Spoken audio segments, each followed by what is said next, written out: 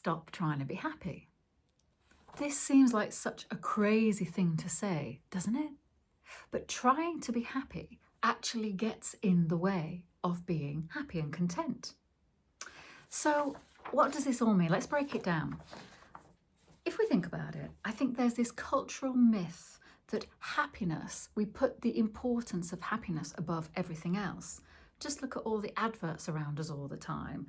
If we look a certain way, we'll be happier. If we do our best to look younger than we really are, we'll be happier.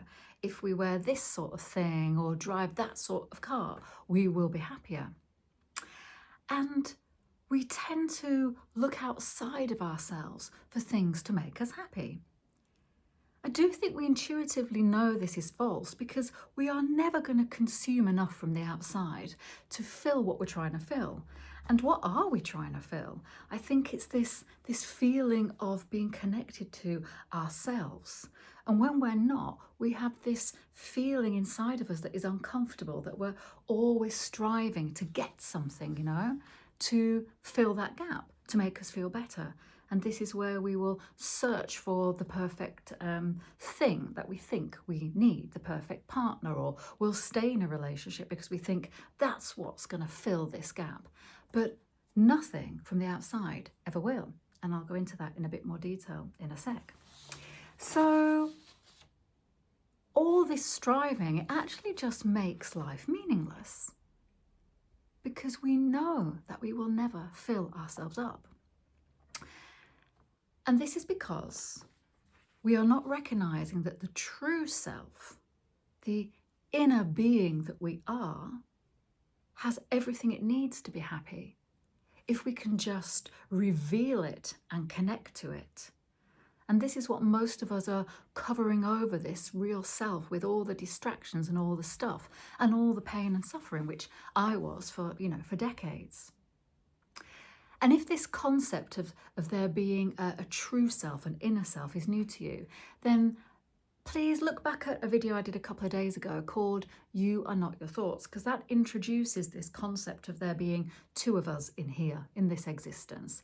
There's the one of us that is too attached to our egoic psyche, if you like, the one that wants to control everything, the one that has its likes and dislikes, the one that holds on to suffering and pushes this away and that.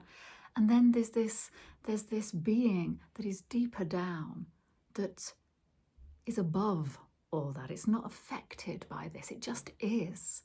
It just is. And it's perfect and content just as it is. And this part of us just allows life to flow.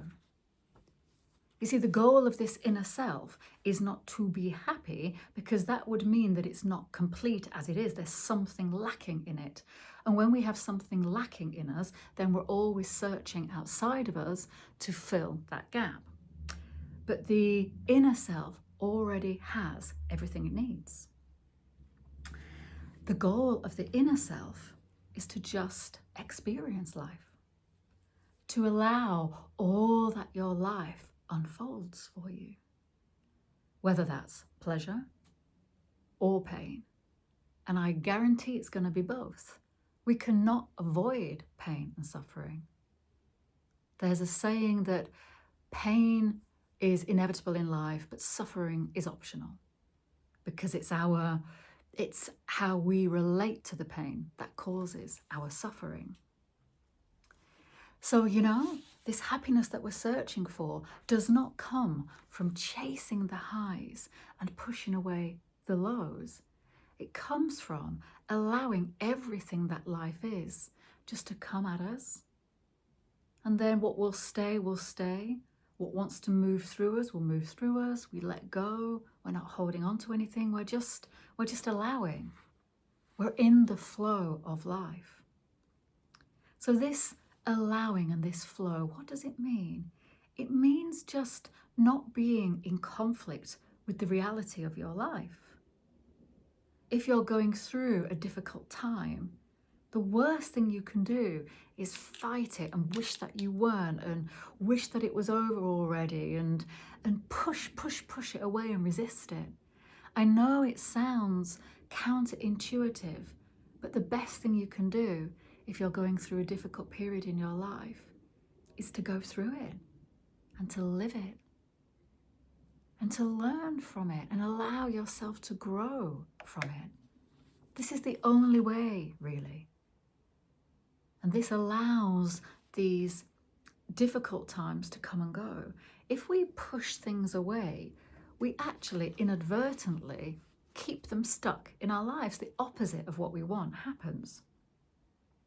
And remember, we are not what happens to us.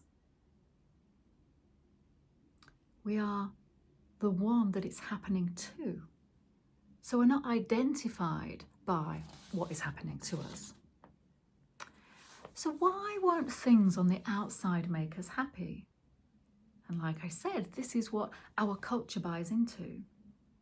Well, if you think about it, anything external to us is transient. It's never going to last. Nothing is permanent in life. Not even this life is permanent. So we shouldn't cling to that either. But anything that we're going to get from the outside to make us happy, whether that's another person or a job or a car or plastic surgery or fillers or, whatever it is, or a nice necklace, they are not going to make us happy because they don't last. We're going to have to top them up. We're going to have to keep buying that thing.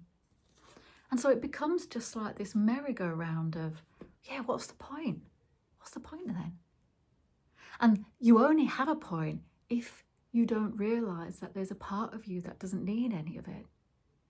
There's a part of you that is perfectly happy as it is. I know that in the past I remember losing a necklace that someone got me for my birthday, and I'd only worn it, once or twice. And I really wanted this necklace. It was quite expensive and I loved it. Well, I thought I loved it. And when I was on this journey, so when I lost it, it was a big lesson in, there you go. No possessions belong to me. I can't guarantee them. I can't rely on them. I can't look to them to make me happy. And I really just had to let it go. I could have got myself in a right state about it, but I was just like, this is why either I don't buy necklaces or I accept that when I buy a necklace, it could get lost. And I know that might seem like a superficial example, but we use that in everything in life to know that, nothing outside of yourself can make you happy. Even the partner of your dreams, things change, Yeah. So what is the true goal then? So it's not that we're not allowed to have things or look at outside of ourselves to enjoy things. It's understanding that our relationship to them is one that is transient, that is going to come and go. And they don't actually have any long-lasting effect on our true self. So what can you do with this information? Well, you can start reflecting in your own life. What areas of your life cause you the most upset and suffering? Because this is an area of your life that you're resisting. You're resisting the reality. Maybe you're in a job that is making you unhappy. And so every day you're thinking, I've got to go into work again. You're in conflict with it. When the reality is, it's causing you suffering. And then you have a choice to either accept that the job is causing you suffering and try and do something about it, or you just stay in resistance to it, bashing up against it all the time. And this can be the same in any aspect of your life. So your life is always telling you where you're not connected to self, and it's anywhere in your life that you have suffering. This is where you're abandoning your true self. Now, last night, I went out for a walk and I suddenly felt really lonely. I was on my own and I was looking at other people walking together. And I just had this sense that, an old belief, an old thought, I'm always alone. Why am I always alone? And then I really just sat with that feeling, sat down, and I just thought, I know that's a lie. It means I'm abandoning my true self. And so I just remind myself, I come back to myself. And this is what happens all the time. Once you know this information, a magic switch isn't switched and everything's, fine. It's a work in progress all the time to remind yourself where you're coming, where you abandon yourself and when you need to come back home. And then we have to look at, what are the beliefs that we hold that are causing this suffering? Like, life should always go my way. I think most of us think that until we start to do this work. Like, yeah, I'm the centre of the universe and life should just be what I want it to be. Well, that's deluded.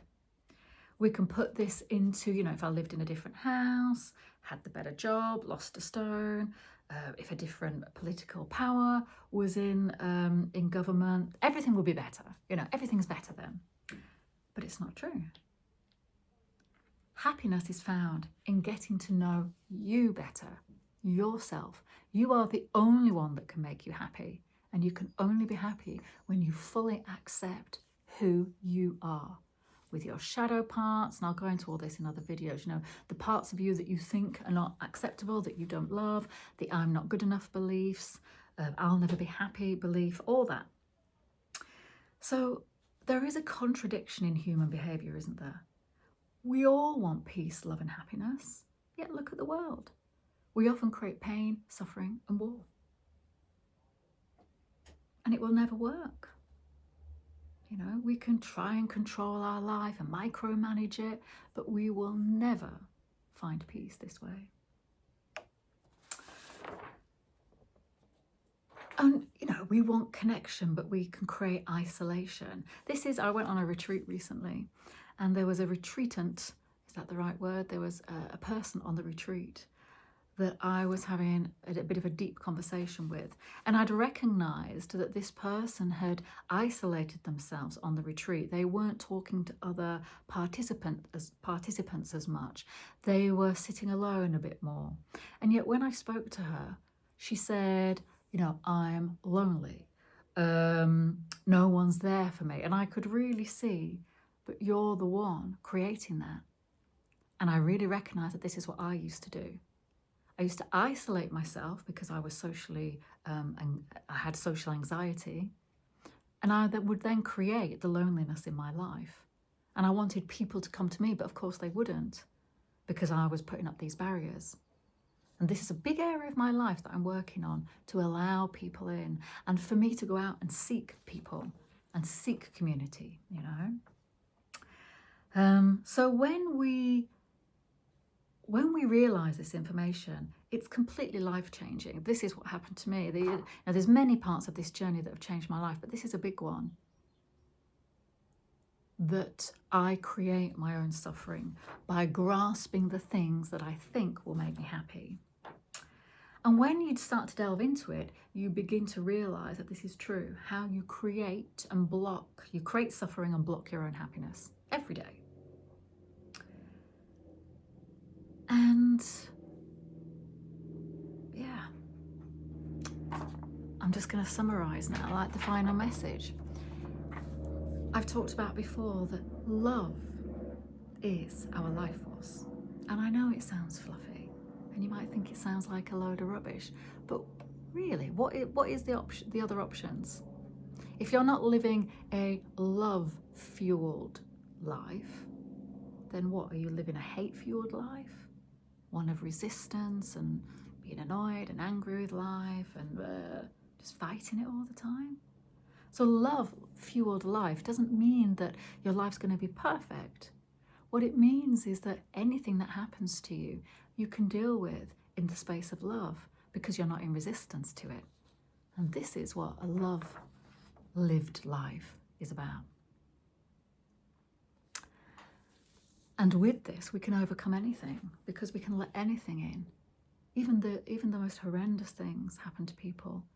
But if you can find the courage and strength to live and connect to this inner self, then you'll be rewarded with this peace and happiness. And in my own experience, what I've noticed is the more I live from love, the more life just opens up. And we have so much love inside of us than you can possibly imagine. Well, I'm speaking for myself. Like, you know, my heart just starts to bubble over with love and gratitude and bliss and joy. And you hear these words, you know, from in spiritual books, you know, bliss and joy. And you think, well, I'd love a bit of that. And actually now I'm realizing you don't strive for that either. It just happens, it just flows, it just starts to come when you realize all these things about yourself and your life. So don't strive to be happy, strive to be you in your entirety. And contentedness and happiness will be a wonderful byproduct. Take care, have a lovely day, and I look forward to chatting with you again soon.